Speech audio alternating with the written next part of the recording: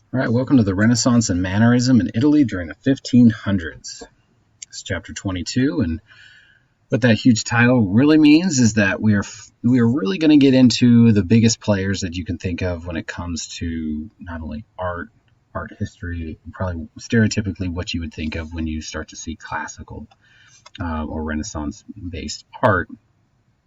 Um, all the values that we've discussed in the previous chapter really sort of come to its pinnacle, where artists are sort of at that point of refinement from not only studying each other, studying from live models, being allowed more versatility in their approaches to art, new mediums in art. All of that has come together along with those wealthy patrons in order for them to continue working and dedicating their lives to it. I mean, you're talking about this is their job, right? There's nothing else that they do. So we're going to see what a lot of people are always saying is probably the most beautiful of art during the year. So, all right. So at the height of the Renaissance and going to the late Renaissance, the time period we're looking at is late 1400s into the 1500s, and it's categorized, and really the end of the Renaissance is categorized by the death of Raphael. 1520 is the death of Raphael, and that's when they say, okay, the Renaissance is done, and we move into other periods such as like Mannerism and such, and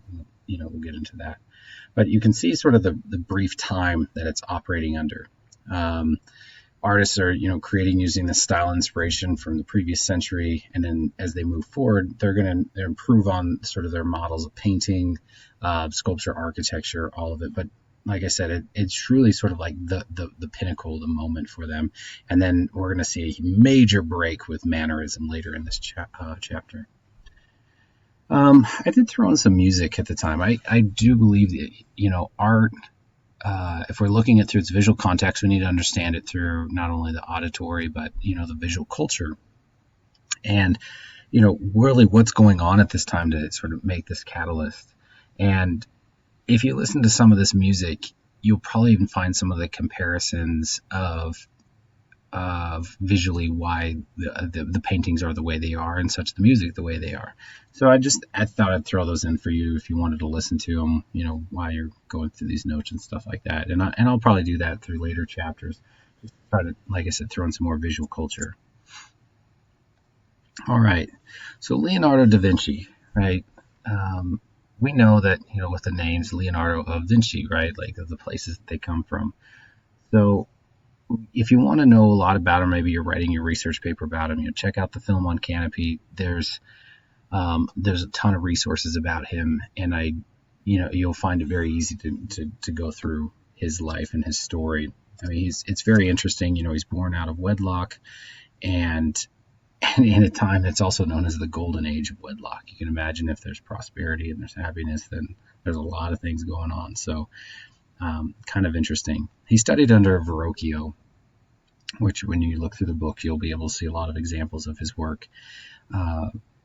But he was not educated like a lot of other, I guess, more wealthy individuals are. When we think of how societies come up at this time, when you have a father, that father is able to sort of get you into places based off of his standing and his name. Well, if you don't have that, it's very hard to even go to school. But he did spend a few years in a business-like school called an abacus school. So he's got a little bit of business training going on, which I think probably helped him out. He was left-handed. There's so many fables. You've probably even seen the Da Vinci Code movie and stuff. And there's a lot of myths, but a lot of this stuff comes from this very interesting mystical life that he's led. He would write backwards, so he wouldn't smudge the ink in his sketchbook, because if you're left-handed, right, and everything's kind of on that right-handed page, you'd eventually go over. So he'd write backwards, and a lot of people thought, oh, he's trying to hide his ideas. I guess there's maybe some speculation to that, but it really wasn't the biggest thing on his mind. He did keep notebooks though of everything. So this is one of our first artists where we see a lot of the idea of like a sketchbook being kept. He keeps all of his ideas. He's just a very, very curious being. In fact, some would call him, the great, best, curious artist. Others would call him the master of not finishing anything. He's so curious all the time. He very seldomly finished any of his commissions or his pieces to date. There are very few that are ever finished, and we even have some museums that aren't, but are still beautiful in the level that he brought them to. He was, as the term is coined, the Renaissance man. He led a lot of discoveries in painting and sculpture, architecture and engineering. He developed sketches of the world's first machine gun and flying machines and tanks. And this is because at a time in his life, he actually thought he should go into making money as a weapons maker. So it's not that he always is like, oh, I'm going to be a painter. No, painting and drawing and the stuff was sort of a means to the ideas. I wouldn't even necessarily categorize him, quote, as like an artist. He just uses those as some of the tools for his ideas, and how he wants to understand, whether it's light or chemical properties and such. So that's sort of Leonardo, a little bit of where Leonardo's coming from. But he did, because he was working, he jumps around Italy a lot, into France, and he works for Milan at one point, which was needing more military weapons, and so he actually got a commission to develop some weapons, but never followed through on it. But very just sort of interesting guy. He was, in his work, he was very interested in showing gestures in people's hands, how to express a movement or a moment. And so we can see that really well. I mean, look at how many hands are laid out, pointing up, so we could understand the story, right? These are like, here's some disciples saying of Jesus, like, who would or how. You can almost hear the conversations and individual pointing up, that he's the divine, so all these narratives, all these things are happening through their hands. So pay attention to that in his work. He really loved being outspoken. He loved his fancy clothes. He was, pretty much always spending his money. But he procrastinated on everything. He's very much about his image and showing image, and leaving. He would be that guy who leaves the biggest tips, or even when he's broke, still driving the fanciest of cars and buying the expensive things. So, and then a technique we'd heard earlier called sfumato, meaning smoke. This is a technique that's very much his, and it almost seems like nothing has a definitive edge, right? It's just blurry enough. We can see it, but we can't. We can define it, but we can't. It's very interesting. He did experiment with a lot of mediums, and this is why there's a lot of decay to some of his work, as we'd seen before, where artists had combined oil and tempera. He would combine these certain mixtures, and there's one, I'm trying to remember the Battle of Anghiari, and he painted it, and then when he came back the next day, the thing had actually sort of like melted on the surface, had slid down off the surface, right, from this experimentation. So, he was all about sort of trying something new, and that's what was most interesting to him. So here, of course, we see the Last Supper. You probably have even found more and more resources on this piece, and I'm not going to necessarily go into all of the symbolic nature of it, but it was painted for monks for their dining hall. So that's where it sits. It's not painted for a church, which is also sort of unique, but it was sort of this idea, Last Supper. So that's what we see here is the doorway. It leads out of the chamber, and it's falling under a lot of disrepair. It's been subject to a lot of restoration. Of course, the most famous of his pieces is the Mona Lisa. The Mona Lisa is one painting that he carried around with him from when he started until the day he died, and it's painted from a merchant's wife. She was the model for it, and he that commissioned the piece. He painted her also in other works, so there was definitely a fascination with her, which definitely breaks down the speculation that this could be a self-portrait of Leonardo. Some people have thought of that he was maybe dressing up as a woman and posing himself for this. but it's considered famous because of not only the emotions and feelings that you can get from the work and how she seems to be alive, but how we've always recontextualized it somehow. Like it still seems relevant to our culture and our needs. It's very odd, but like, for example, like the background is more like a theater background, right? Like we see a horizon line here, and then it drops down somehow, and you can't tell me that a guy who can paint like this and observe the way he did doesn't do something like that on purpose. He did actually paint theater sets at one point in his life for money, so it's possible that there's a little bit of that training happening. Or that he's referencing or something there. He's definitely, though, mixing quite a few visuals that hadn't happened for artists. Like when we see this sort of sitting, looking off to the side, it seems to be looking at you to the side. Like he seems to be purposely playing around with the viewer and how they're going to perceive this piece. Some actually point to this piece as being the one that inspires all those like old cartoon haunted house portraits that follow you around the room, like their eyes follow you. They feel like this is the origin of that. Some of the rumors, though, that are quite funny about this piece is that maybe she has no teeth, and so that's why her smile is the way it is, or that she's pregnant, or that she's another man. But there's just so much speculation about the piece that we can't help but to continue to go back to it. Raphael learned painting actually from his father, and it wasn't his direct master, but his father was a painter, and so he continued that family tradition.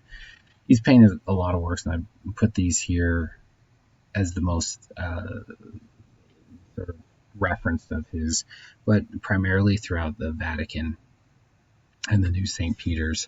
He won several commissions, so he's working in there at the same time as Michelangelo's working there and stuff.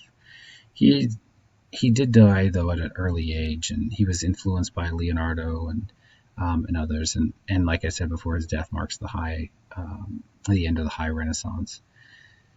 But he was at his moment the leading patron for the church. So you see a lot of, like, sometimes if you ever get to go to Rome and you go into the Vatican, you'll see this like near certain doorways, like one of the three paintings there. One of them is done by Raphael and such. So his work definitely used brighter colors. They seemed more clear than Leonardo's.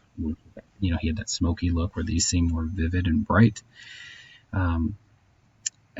This one, called the School of Athens, is in a chamber, like a library study, that before you even go into other rooms for Pope Julius. And what he was doing here was that he wanted to paint in several leading figures of education, like Plato and Aristotle, and so you'll see Plato and Aristotle sort of leading this school, like the train of thought, right? So that they're split right down the middle. And one side is one train of thought, the other side the other train of thought, and in there we have Raphael himself as his self-portrait. Then you have Michelangelo. You'll have almost every single one of these characters has a reference, and you can find even more of those references in your book. But it's kind of interesting how he's sort of like utilizing them and putting him into these scenes. That it is an archway that is above the door in this room, and there are two others near it. And I actually don't even think he painted all three, but anyway, this being the most famous of them. Michelangelo, of course. We know of Michelangelo, some would say the greatest artist. It's usually a toss-up between like him or Picasso. But Michelangelo himself is very much sort of like the artist's artist. His character, his brooding, his temperament. He was very vocal. He was he was not liked. His nose, in fact, is the way it is because of a critique that he gave to one of his peers when he was in school, and the peer punched him in the face and broke his nose, and it's been that way ever since. But he's this artistic genius, right, that is also just super intense. He was a bully, and he was actually very feared for his temperament. His works done in any medium always are more about sculpture, and he would even say that he's a sculptor first. So when we look at a lot of these pieces, this is painted on, right? Just to make a comparison, right? But he's got this idea of three-dimensional. He's always understanding how the viewer would imagine that space around it. So even though it's a flat ceiling, he's created these motifs to imply more space, to bring in those sculptural aspects, and the figures themselves are probably even their gestures and stuff seem more lifelike because he understands form and space so well. He did love the male body the most, and there's no pun on anything, but he did all of his figures, primarily all of his figures male, even the female bodies, right? So there's sometimes some musculature or stature to female bodies because he only used male models. He liked showing sort of the simple, elegant human forms. That's why they're always nude or with very little drapery. Even though this nude stuff was shocking, they did ask artists to come back and paint clothing over works like this when it was done. But he seemed to have a lot tormenting him, and anyway, it just sort of came out in his personality's work. He did mock Leonardo quite a bit, and they were alive at the same time. So even if you saw him in the street, there's record of him sort of like shouting out that he's an old man, that he's a hack, that he's washed up. He's like he loved tormenting Leonardo just to see what he would do, because Leonardo was the complete opposite of him. Where Michelangelo wouldn't wash his clothes and didn't care about anything flashy, and was all about his work. In a different way, Leonardo was the flashy one, the rich one. It's very interesting, and he always tried to outcompete him in patronage and such, too. Always trying to get to the job site first and sort of outbid him. He talked really bad about artists, and he was also known in his earlier career. He could forge art and resell it as antique. So when he was young and sort of learning how to sculpt, he would he's copying from Greek and Roman copies and stuff. So he figured out how to do it like them and make it seem like it was an antique and sell it for more. So anyway, just really interesting guy. So the Sistine Chapel is, of course, very famous for its frescoes, and there's a lot on there. Please check out the videos for that, because there's so much history and meaning, and there's so much that's documented that you can go in for a long time with it. But something like the Pietà, what's interesting about it, it's the only work he ever signed. He did this work very, very young in life. In fact, I believe it was one of his first commissions ever. And I want to say 17 when he did it. But anyway, the Pietà just meaning sort of pity or compassion, right? But that pose that is now so synonymous with it, right? This idea of how this person's just sort of laying there. It looks real. And, the body of Christ sort of laying over the mother. So incredibly beautiful. And then, of course, we have the David in contrast to Donatello's David. That was a little bit more lighthearted. And now we have this strong stature of an individual. It was originally commissioned to be placed on the top of the building, so that's why we have proportions that are adjusted ever so much. Hands are not that big, but if you were down below looking up at it, in order to really see those, right, you needed to make them a little bit bigger. So we see things like that adjusted. Another one of his pieces, the Moses, right? And all of these, you can check out on the Film and Canopy. They go really into depth with them. For the sake of time, I go quick just so you can get the highlights of it. But this is for Pope Julius II's tomb, and one of several figures there. And a lot of people are curious because in this he puts a portrayal of Moses with horns coming out, and it's sort of this. There's this other biblical line that's where Moses is dehorned or something. So anyway, something to sort of check out. But he's, the flowing drapery, the hair, everything about it. But once again, this ripped body for somebody that I hope when I'm that old, I'm that musculature. Architecture, he didn't shy away from that either. So he did the dome at the new St. Peter's, and so another one of the true Renaissance men. Venice, though, and the Papal States were the only cities in Italy not ruled by France or Spain. So as they were taken over, Venice remained a major port city, and this allowed artists to still find patronage. So as there's continuing sort of warfare going on there, right? We still see Venice sort of continue to blossom. And Venetian painting took on a whole new life in the high time when Titian comes about. And Titian, or Tiziano is sometimes called, is just amazing in his oil painting. The film goes into more detail, but he came from the school of Bellini, and he valued color and light first in his pieces. So he's what's known as sort of a master light and supreme colorist. He painted directly to the canvas with no preparatory drawing. So before you would, take, usually it's charcoal, and you would start working up a sketch, and then from the sketch you would work in usually just white and black, and so you'd create this whole gray a painting with monochromatic whites, blacks, and grays. And then from there you start putting color over it. But he just went directly into it. He wanted to capture that expression and as initial ideas. So he's painting directly under the surface. So he's painting the figures based off mood or gesture and doesn't worry so much about mathematical proportions. So while he's still able to achieve a sense of balance, we lose so much of the symmetrical or the linear perspective that we've seen before. One of the most famous, but probably the most famous of Titian's pieces is the Venus of Urbino. And what makes this piece so interesting is he's mixing classical mythology and then also bringing into this human setting. So kind of like what we saw with the birth of Venus, but that one being strictly allegory. This one's putting in more human sense. And what we see is sort of this woman lying on the bed, and in this classical, what's now going to be called the sort of a standard of the reclining nude female form. And this form becomes so popular that it's copied again and again by so many other artists.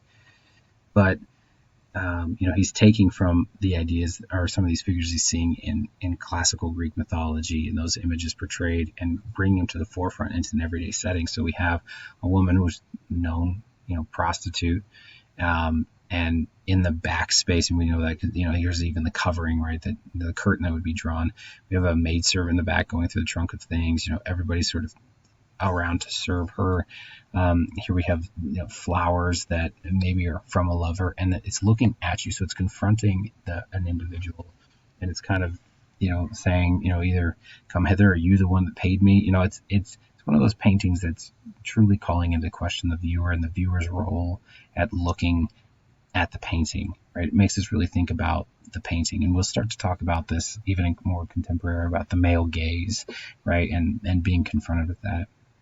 He uses color, though, to organize the space.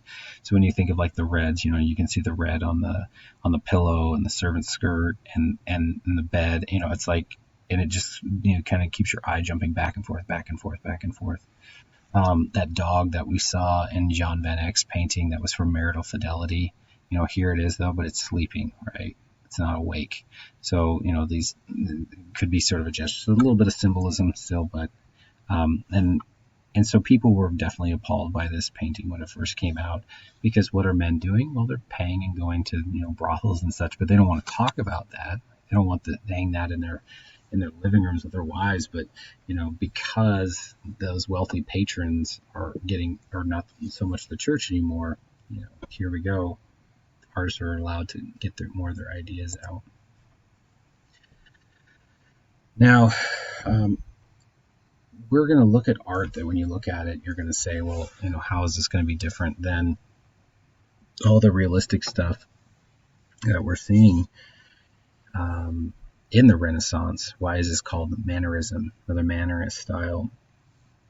And so some quick ways to break it down, that artists do want to show expression, just like we saw Here, right, there's some expression. The artist is expressing some sort of idea or some sort of mood. Now, they're still using religious and classical themes, and we're going to see some of that continue. But really pay attention to sort of the overall collage. I'll call it the collaging of objects that are going to be in this. So this is a new style that started after the 1520s because Raphael died, right? The term was meant to be negative, really, when it looked at it. Similar like how Gothic is considered negative. Critics will use these terms to belittle it, and they kind of get tagged on there. So for us, we don't think of it as demeaning, but it was meant to at the time. It was suggesting that it could never be as good. It's in a manner it's like, but it's not. There's no real specifics to the style. You just see artists trying to break away a little bit more, use their own personal touches, their own ideas. They're not going to worry so much about composition. They're just basically going to loosen up, I guess is the best way to say it. So we'll jump in, and we have this one here. So I zoomed in a little bit on there because, holy cow, look at the liberties the artist is taking. So when we look at this individual and then we see, well, there's no way someone's birthing a child that huge. We pity the woman on that. But then look at the neck. We have this extra vertebrae in the neck, right? All of it, though, creates sort of these S shape, this sweeping, so it's interesting composition. However, it's just not real. It's not from observation. It's, and they know what they're doing in here. And the YouTube link has some really interesting other facts about this piece. Another one that's very obscure, Venus, Cupid, Folly, and Time, right? A little bit of a Greek myth, but the sort of the sexual nature of it, we have, when we look at this, there's just sort of this head that's coming out. We don't really have a body that's associated with it. It's almost like bird-like, feel like back here. We have some masks. We have some symbolic gestures between Cupid's arrow and, of course, the golden apple. That's how we know it's Venus, given to her for the competition of who's most beautiful. But what's really weird is Cupid itself is her son, right? So we have this mother and child, but in a very, very awkward way. I won't go into more of the details about it, but that gives you sort of the basis. And if you watch that YouTube link, it does sort of like try to understand, but there is no understanding this piece. It just seems to be a collage of ideas.